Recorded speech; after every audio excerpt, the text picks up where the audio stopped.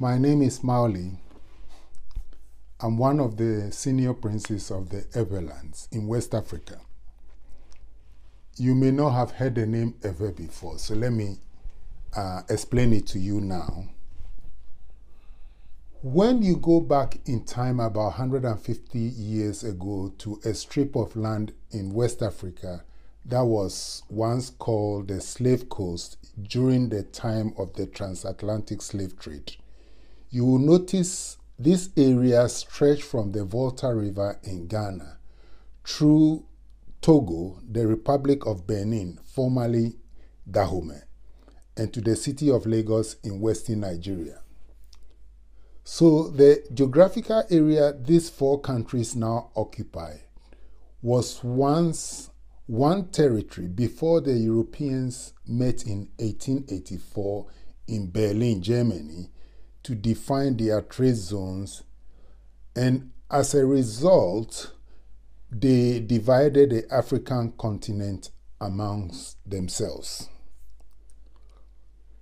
This strip of land from the Volta River in Ghana through Togo, the Republic of Benin, and southwestern Nigeria was known then and even now to the inhabitants as Eʋenyigba, or as we say in English, Eveland. And the people who occupied this stretch of land were then and are still called Ewe. This was the original name of the people who lived on this stretch of land from Ghana to Nigeria. But following the advent of colonial rule in 1884, the name morphed into Ewe. This happened because the V sound in the name Ewe does not have an English equivalent. Therefore, the colonial masters substituted the letter W for the V sound in the name Ewe. This gave birth to the name Ewe, which is a totally different name. Ewe is the name of a female sheep, and so it is insulting to call the people by this derogatory name. Our name is Ewe, not Ewe.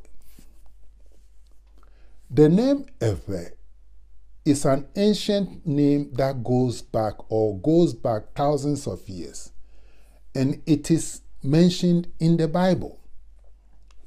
The first time this name is mentioned in Scripture is in the Torah, Genesis 14, verse 13. There we read, "And a fugitive came and told Abraham the Hebrew." The word rendered as Hebrew here is translated from the Hebrew Eyi Vo-Ra and spelled in English as IVRI, which translates as Ewe. So when you insert the right word in Genesis 14 verse 13, it will read, "And a fugitive came and told Abraham the Ewe." If you read the script from the Dead Sea Scrolls, you will not see the word Hebrew, but rather the name Ewe. This is the name that is now being pronounced as Ewe, which is the incorrect pronunciation of Ewe.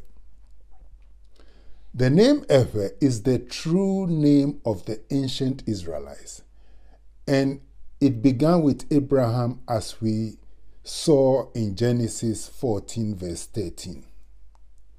Okay, so now you may be wondering, if the name of the Israelites is Ewe, how did it become Hebrew?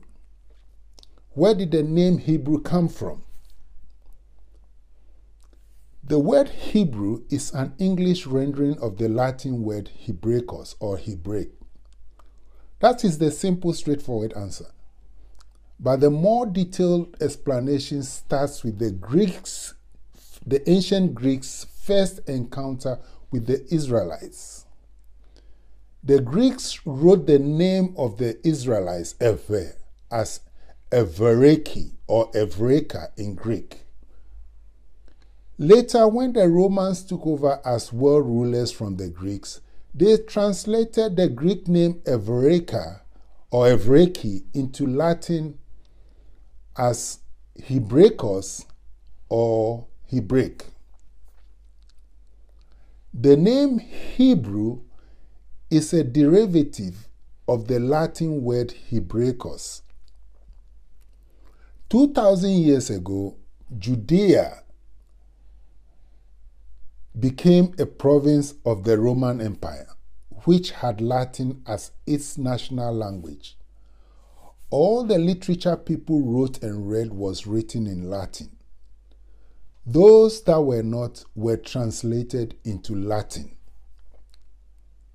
During the translation of the Torah, the name Ewe, which the Greeks pronounce as Evereki or Evereka, was translated by the Romans into Latin as Hebraicos or Hebraica or Hebraic.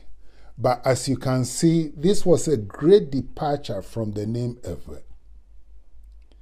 Hebraicos and Ewe are so far apart that you can't see any similarity between the two names. Nevertheless, this was now how Ewe was pronounced in Latin. The Romans ruled the world in those days, and what they said and did was what mattered. So